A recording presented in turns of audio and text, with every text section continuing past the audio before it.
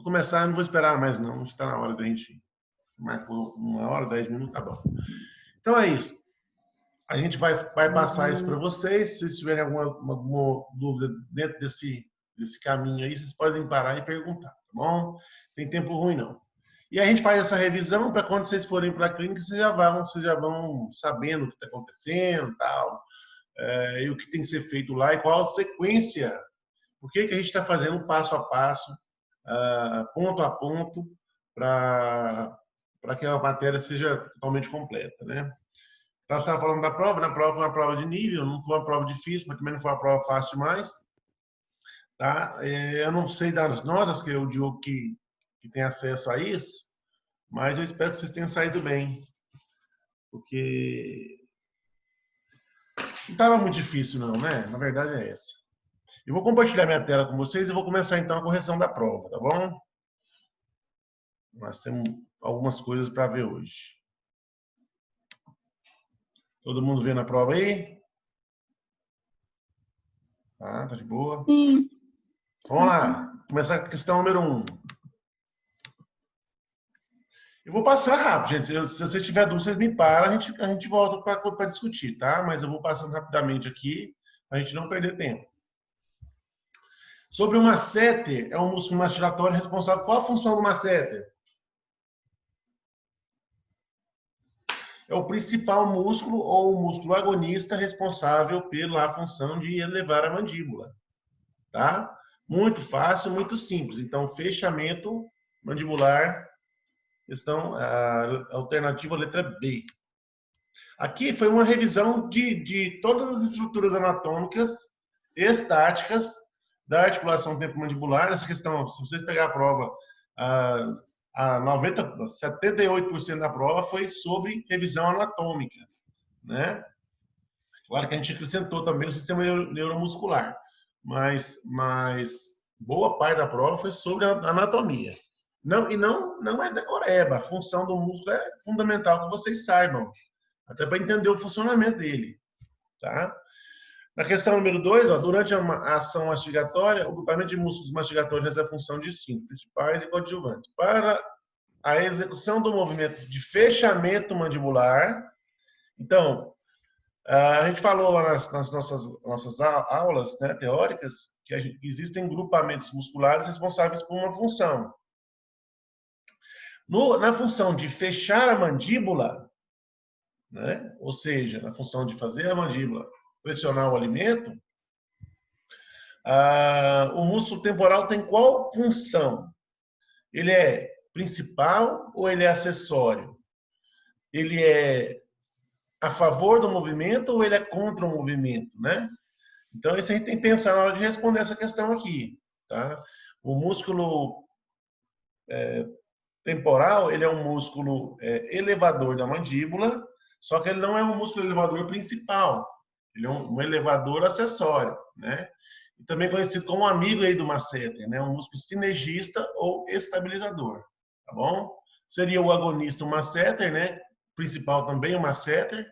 Antagonistas ao movimento de levantamento da mandíbula. Quais músculos seriam antagonistas a um movimento de fechamento mandibular?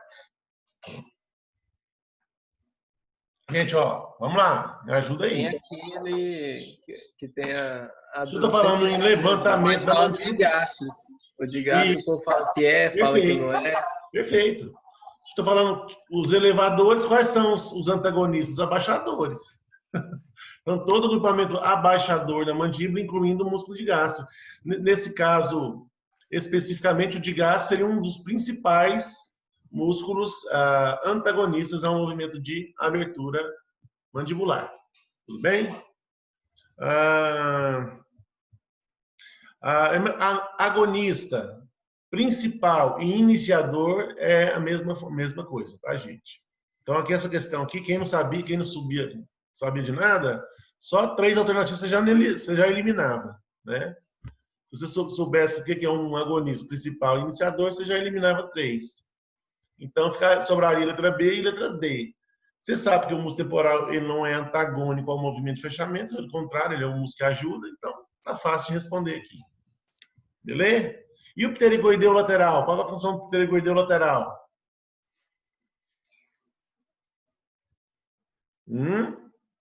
Posso Bora, falar? gente. Eu lembro que ele traciona a mandíbula para posterior. Ele tá lá grudado no côndilo, né? Ele vai Grudado para no posterior. pterigoideu medial. Medial não tá no O côndilo, medial é não. abaixador. O medial abaixa, não é? Ou ele levanta, pera. Levanta também. É também um músculo que É pro lado de dentro, né? Ele é ele é diferente Só do que ele tem masseter. uma função no movimento lateral, né? Mas ele é um músculo sinergista aí do masseter, tá bom? Então, o músculo pterigoideu inferior direito e esquerdo, quando contraído, traz a cabeça da mandíbula para baixo. E essa é protuída verdadeiro? Traz com Z. Não, tem acento. Traz. Tem. Traz. Deixa eu corrigir aqui, senão fica ruim. Traz. Oh, meu Jesus, estava certo. O pterigoideu lateral superior é superior, tem duas fibras, superior e inferior, né? É menor que o inferior, originando-se na superfície do asa, da asa maior do osso esfenoide. Correto. O lateral também tem sua inserção na cápsula articular, sim. É um músculo que tem inserção lateral, né, gente? Estamos falando do lateral. Tem inserção na cápsula articular e no disco articular, tá bom? Aqui a função do pterigoideu medial, também é um sinergista no fechamento mandibular, tá? A questão número 5. Sobre a ATM, podemos afirmar que cada articulação pode ao mesmo tempo agir de forma diferente, separadamente, mas não completamente independente uma da outra. Verdadeira essa afirmativa, né? A articulação do lado direito ela tem um movimento diferente da articulação do lado esquerdo. Mas as duas elas não são autossuficientes, né? Se você movimenta uma, tem que movimentar automaticamente a outra, tá? Então, realmente, isso aqui é um item afirmativo. A ATM é uma articulação simples do tipo gínglimo-artroidal. O que vocês acham aí? Verdadeiro ou falso? Sim, ela não é simples. É, não. Perfeito. Ela é uma articulação do tipo complexa, não é? Movimento de abertura, fechamento, lateralidade e protrusão. Tem 3 movimentos nessa articulação. Então, a articulação simples faz só o movimento de abrir e fechar, né? A ATM faz abre e fecha, vai para frente, vai para trás, vai para o lado, vai para o outro. Tá bom? O disco articular é um tecido cartilaginoso, conhecido tipo menisco. É igual um menisco, o disco articular. Não, ele é um pseudo, que o povo fala. Ele é um tecido conjuntivo denso fibroso. Ele não é um tecido cartilaginoso, não é? É um pouco diferente, tá? Então, só um correto. Nesta imagem abaixo, o item número 1 corresponde ao quê? Ah, não, gente, isso aqui que qualquer aluno lá do ginásio responde. Que músculo que é esse, gente? Lateral a mandíbula. Lateral. Que feixe que é esse aqui? Superior ou inferior? Superior? Vai. Tá onde? Tá em cima ou tá embaixo? Superior, vai. Pois é, ué. Ah, louco, ué. Questão número 7. Sobre a inervação da ATM, podemos afirmar que, daí na minha aula lá, primeira aula que vocês tiverem de ATM, eu falei sobre inervação da articulação temporomandibular. Tá? Quem que inerva a ATM? A inervação principal da ATM é dada pelo nervo mandibular com suas ramificações. Sim, sim. Quais ramificações? Auriculotemporal, temporal profundo e NGE média. Então, o nervo auricular temporal é a principal inervação ramificadora? Sim, perfeito. O nervo temporal profundo atua como inervação adicional? Sim. O masseter também? Sim. Então, todas estão corretas aqui. Isso aqui estava lá no slide da aula que eu dei para vocês um dia desse aí. Sobre o líquido sinovial, podemos afirmar que... Qual a função do líquido sinovial? Ele lubrifica e nutre também. Participa das trocas. E permite trocas de sabor, certo? Então, pensa sua produção tecido. Onde que é produzido? Quem produz líquido sinovial? Tecido retrodiscal. A membrana sinovial, que é parte do componente do tecido retrodiscal, tá? Então, a função de lubrificação permite trocas metabólicas, nenhuma alternativa aqui está errada, todas estão corretas. Bom. Sobre o disco articular, podemos afirmar que, de cara, você já sabe, é um tecido conjuntivo denso fibroso. Pronto, respondido. Questão 10, sobre ligamentos articulares. Podemos afirmar que o ligamento temporomandibular, qual que é o temporomandibular? Aquele ligamento que vai ligar o osso temporal à mandíbula. Aqui e aqui. Ele tem uma porção oblíqua externa e uma porção superficial interna. Certo? Então, ó, temporomandibular possui duas porções, uma horizontal interna e uma externa e oblíqua. Tudo bem? Os ligamentos colaterais. Quais são os colaterais? É aquele que une a parte superior da cabeça do côndilo ao disco articular e o disco articular ao osso temporal, tá? Então, conhecido como discais, une o disco articular na posição lateral e medial à cabeça da mandíbula. Perfeito. O ligamento esfenomandibular é o único ligamento da articulação temporomandibular, está lá no Oxon, tá? Na hora que vocês lerem lá, ligamento esfenomandibular, está escrito aqui. O ligamento esfenomandibular é o único que não limita o movimento da mandíbula. Olha que interessante, né? Então, todos os 4 ligamentos principais da articulação temporomandibular vão limitar um movimento, quer seja para frente, para trás, para o lado, para o outro, tá? Abrindo e fechando.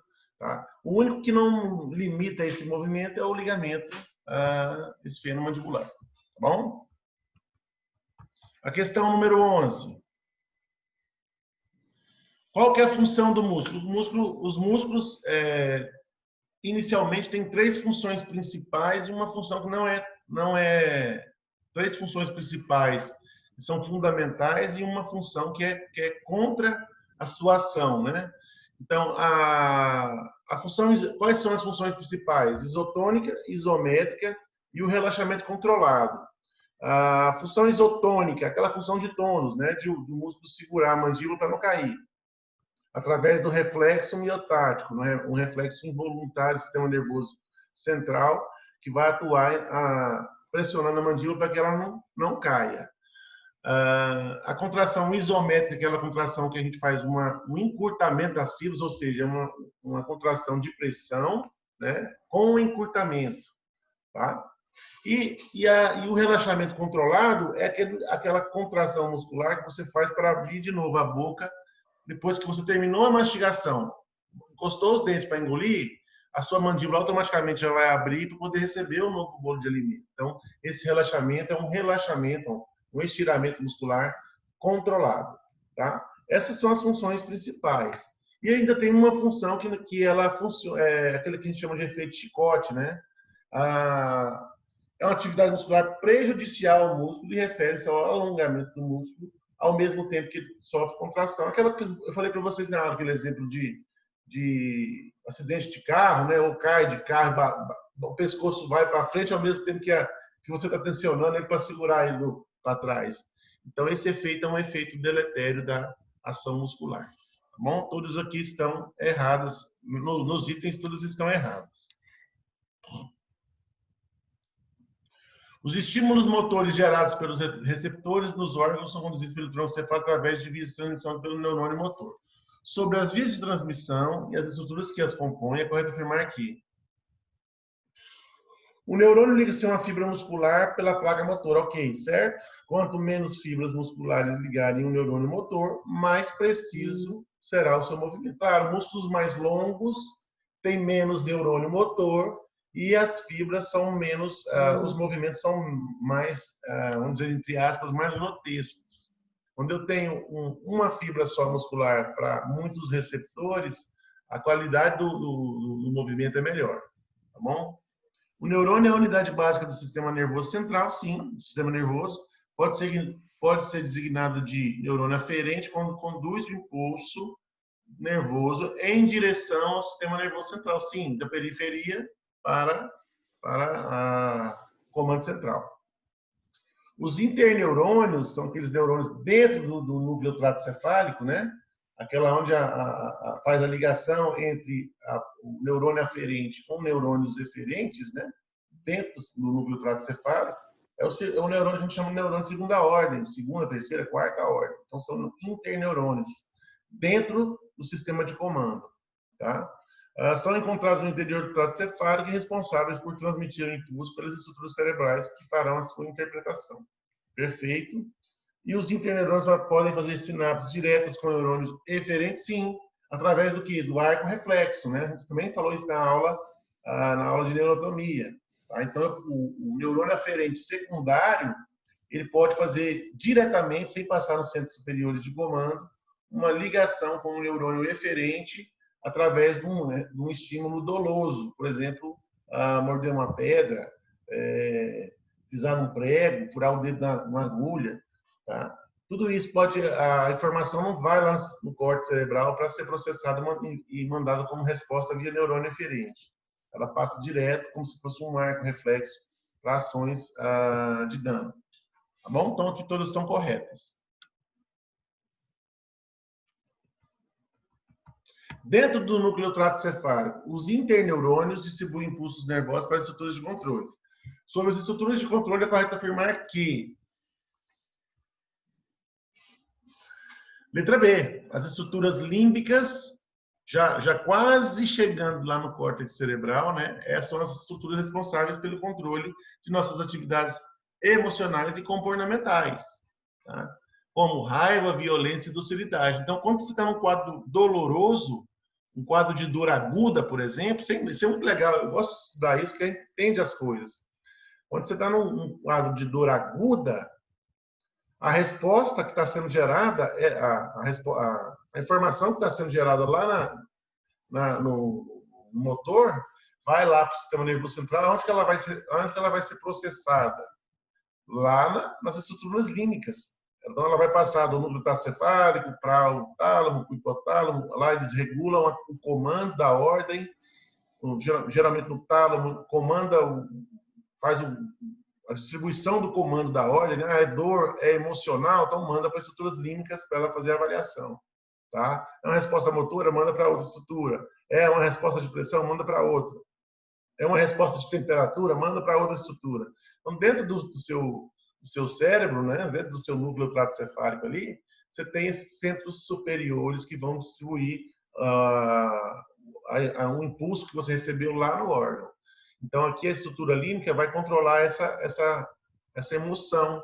Por isso que quando você está com dor, um quadro de dor aguda, muito provavelmente você também vai estar com raiva, mau humor, mal-estar. Por quê? Porque isso está sendo controlado lá do sistema nervoso central. Tá bom?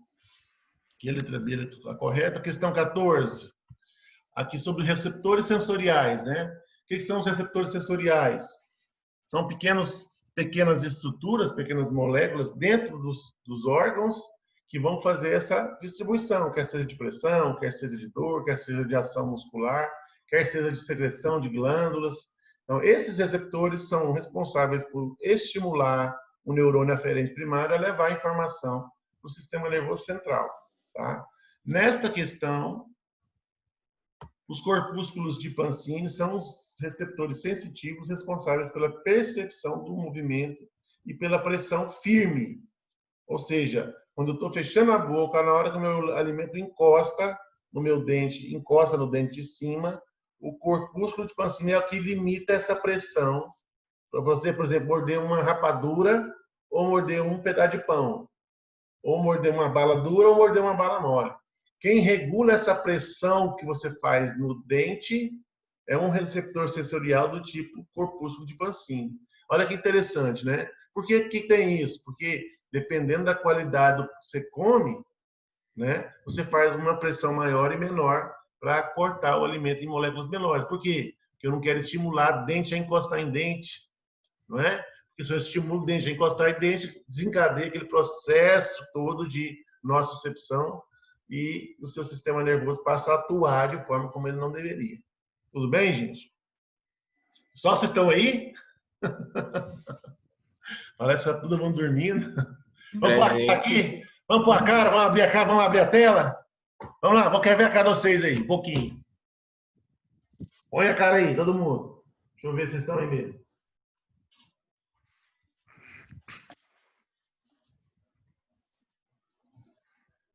Mas só dois? Não, não, senhores. Pode colocar cá. Luciana Fontes, quero ver. Márcio Rogério. Ana Júlia Vilela. Ana Luísa Guimarães. Cadê a Ávila? Sumiu aí.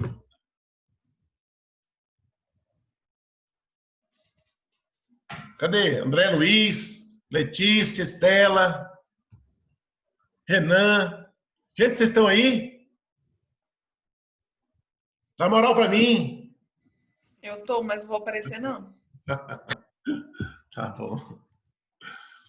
Gente, a partir de segunda-feira, nada de maquiagem na faculdade. Então, tem que aparecer do jeito que tá aí mesmo. Vocês acham o quê? Nem professor, nem uma base.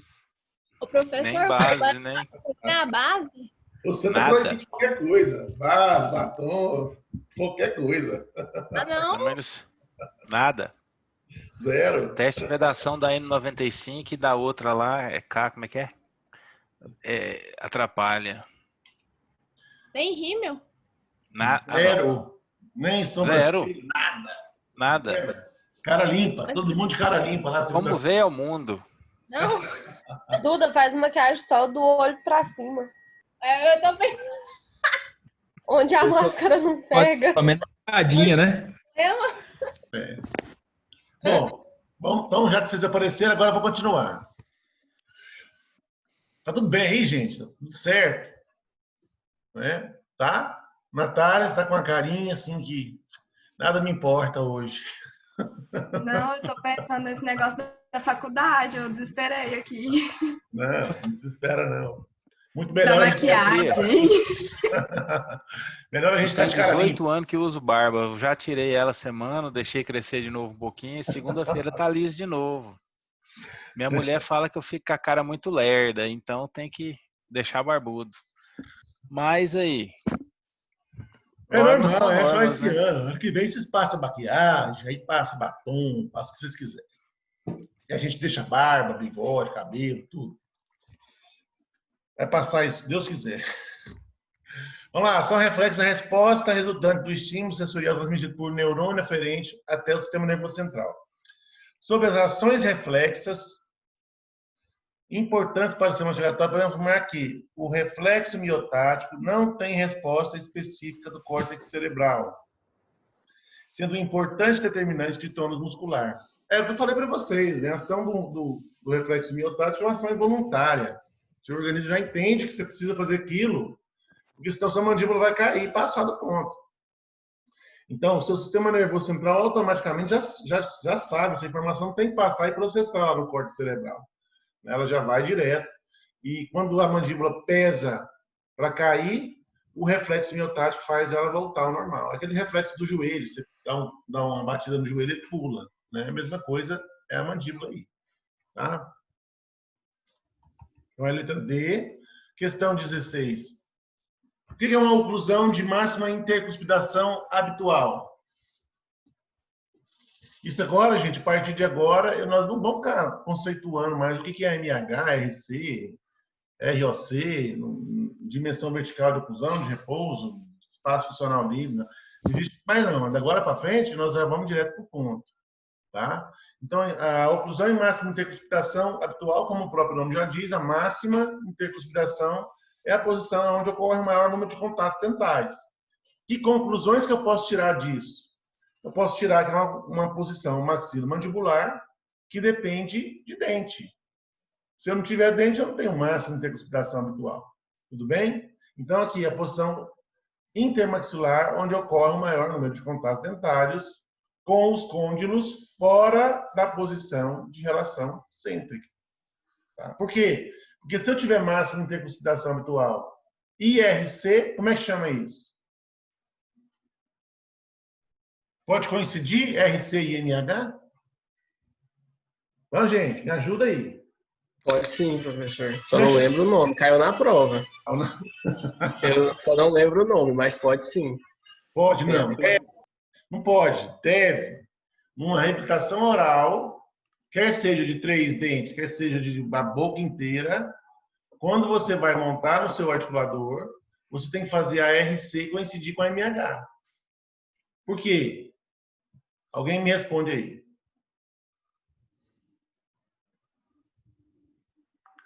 Letícia Lopes. Tá sortuda, hein? Por que uma reabilitação oral tem que coincidir com a MH, Letícia? Para coincidir o contato cúspide com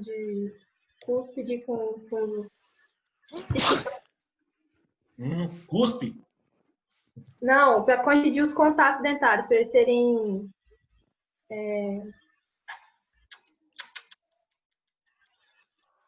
Não. Esqueci a palavra, fugiu. Por que a RC tem que coincidir com a MH? Vai, Natália.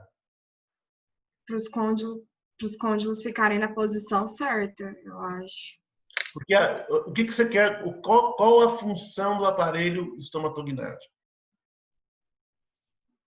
Executar os movimentos mastigatórios com máxima eficiência e mínimo gasto de energia. Não foi isso que eu falei para vocês nos primeiros dias de aula? Como é que eu faço para morder mais e ter menos gasto de energia? As coisas nos seus devidos lugares. Dente ocluíno em lugares dentais apropriados, né? E músculos e sistema e aparelho todo no seu devido lugar. Tudo bem? Então, o que eu quero com a reabilitação oral, onde eu não sei aonde estão os contatos dentais? Eu quero que o meu côndilo esteja no lugar melhor e os meus dentes estejam o máximo possível engrenados de forma correta. Por isso que na posição de coincidência entre RC e MH, é a melhor posição para você trabalhar uma reabilitação oral. Essa posição chama relação em oclusão cêntrica ou oclusão em relação cêntrica. ROC ou ORC. Tudo bem? Entendemos, gente? Entendemos isso? Voltamos a lembrar do que a gente falou, né? Tá? Então, pronto. Questão 17. Para responder a questão abaixo, olha só, são necessários conhecimentos de morfologia da escultura dental, fundamento biológico 2 e oclusão. Então, uma questão extremamente complexa. O Diogo falou isso. O que é um movimento de Bennett? São os laterais. Nos movimentos laterais da mandíbula, o movimento do côndilo no lado de balanceio faz um ângulo, que a gente chama de ângulo de Bennett, e o movimento do lado de trabalho é o movimento de Bennett. Então, o ângulo de Bennett no lado de balanceio, o movimento de Bennett no lado de trabalho. Tudo bem? Entendeu? Quando você movimenta a mandíbula para o lado, esse côndilo do lado de não trabalho faz um ângulo de movimentação. Esse ângulo de movimentação é conhecido como ângulo de Bennett. Tranquilo? Simples assim. Questão número 18. Podemos definir como o movimento protusivo da mandíbula. O que é o movimento protusivo? Gente, mas fácil demais essa questão, hein? É o movimento de trás para frente. Movimento no sentido póstero anterior. Tudo bem? Questão 19, com relação à relação cêntrica, podemos afirmar que é uma posição crânio-mandibular fisiológica? Sim ou não? Crânio-mandibular fisiológica? Sim. É uma posição reproduzível e parcialmente imutável? Não, peraí, Paulo. Parcialmente imutável? Praticamente. Praticamente imutável, praticamente. Por que praticamente? Porque quando acontece um contato fora do lugar, a RC sai do lugar.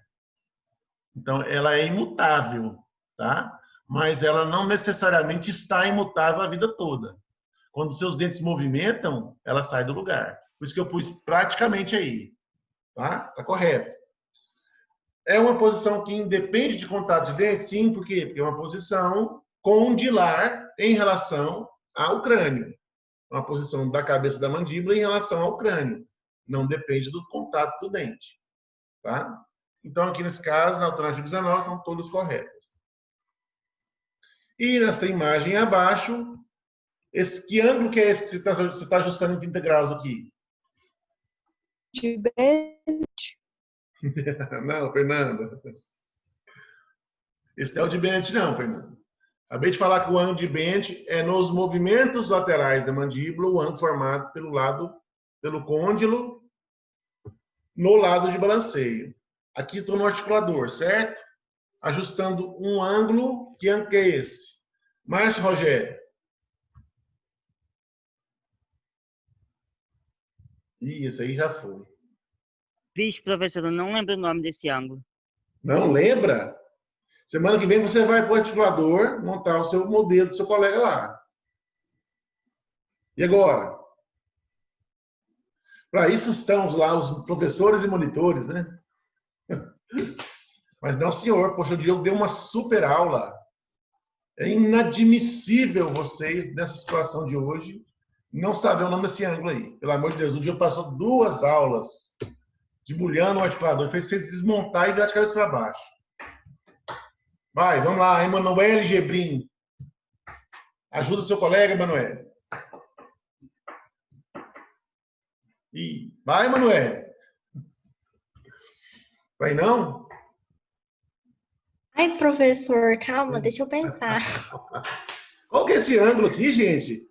Regulado em 30 graus, é possível. Vai do 0 ao 60. Mandibular? Hã? Mandibular? Gente, eu quero muito pedir uma ajuda de vocês, viu? Se ajudem. Vão estudar, pelo amor de Deus. Não faz comigo, não. O articulador tem 2 ângulos para você regular. Um em 15 e outro em 30. Qual que é o de 15? Esse é o Bennett. E o outro? Não sai. Esse é igual a resposta está falando aqui. O ângulo da inclinação da guia condilar. Isso. Aí tem a ver com os dentes, que o Diogo falou logo na resposta, só que não lembro o nome. Então é isso. Ó.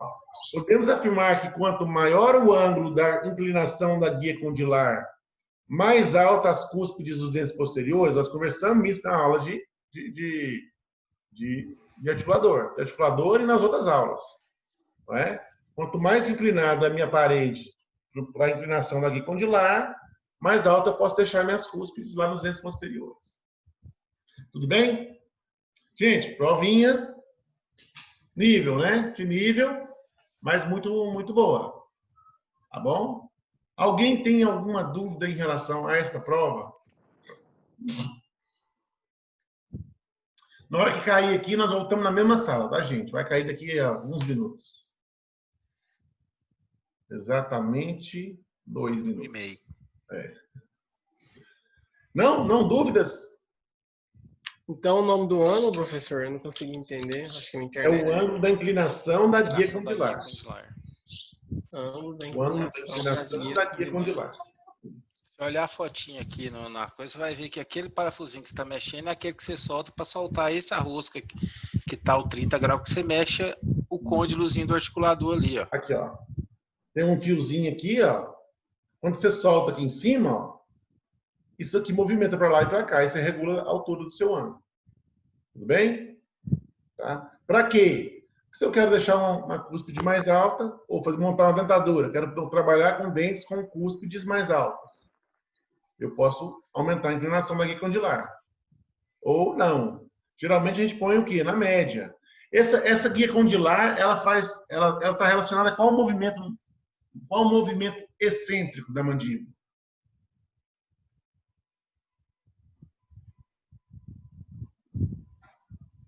Protrusão.